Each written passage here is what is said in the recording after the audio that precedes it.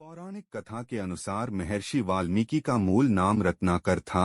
उनके पिता ब्रह्मा जी के मानस पुत्र प्रचेता थे।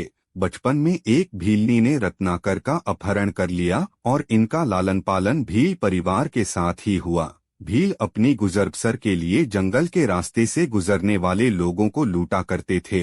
रत्नाकर भी भील परिवार के साथ डकैती और लूटपाट का काम करने लगे थे। इस घटना ने बना दिया डाकू से साधु। एक बार नारद मुनि जंगल से गुजर रहे थे, तभी डाकू रत्नाकर ने उन्हें लूटने का प्रयास किया और बंदी बना लिया। इस पर नारद जी ने उनसे पूछा कि तुम ये अपराध क्यों करते हो? तो रत्नाकर ने कहा कि अपने परिवार के भरण पोषण के लिए मैं ऐसा करता हूँ। इस पर नारद मुनि ने कहा कि जिस परिवार के लिए तुम यह अपराध करते हो, क्या वे तुम्हारे पापों का भागीदार बनने को तैयार हैं? नारद जी की ये बात सुनकर रत्नाकर ने नारद मुनि को एक पेड़ से बांधा और इस प्रश्न का उत्तर लेने के लिए अपने घर गए।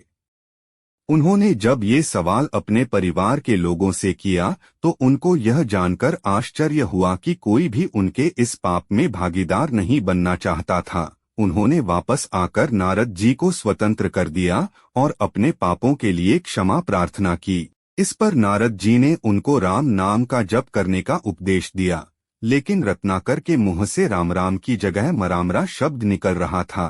तब नारद मुनि ने कहा, तुम मरामरा ही बोलो, इसी से तुम्हें राम मिल जाएंगे। इसी शब्द का जाप करते हुए रत्नाकर तपस्या में लीन हो गए। तपस्या में लीन हुए रत्नाकर के शरीर पर कब दीनकों ने बांबी बना ली, इसका पता उन्हें नहीं चला। उनकी इस तपस्या से प्रसन्न होकर ब्रह्मा जी ने उन्हें दर्शन दिए और उनके शरीर पर बनी बांबी को देखकर रत्नाकर को वाल्मीकि का नाम दिया। तब से उन्हें वाल्मीकि के नाम से जाना जाता है। साथ ही ब्रह्मा जी ने उनको रामायण की रचना करने की प्रेरणा भी दी।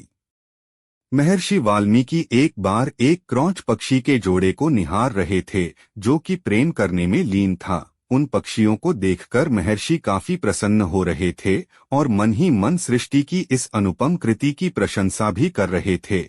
लेकिन तभी एक शिकारी का तीर उस पक्षी जोड़े में से एक पक्षी को आ लगा, जिससे उसकी मौत हो गई। यह देख के महर्षि को बहुत क्रोध आया और उन्होंने शिकारी को संस्कृत में ये श्लोक कहा, मां निषाद प्रतिष्ठा त्वंगमः शाश्वतीयः समाहे यत्क्रौंच मिथुनादेकम अवधीयः काम मोहितम। मुनि द्वारा बोला गया यह श्लोक ही संस्कृत भाषा का पहला श्लोक माना जाता है, जिसका अर्थ था कि जिस दुष्ट शिकारी ने प्रेम में लिप्त पक्षी का वध किया है, उसे कभी चैन नहीं मिलेगा।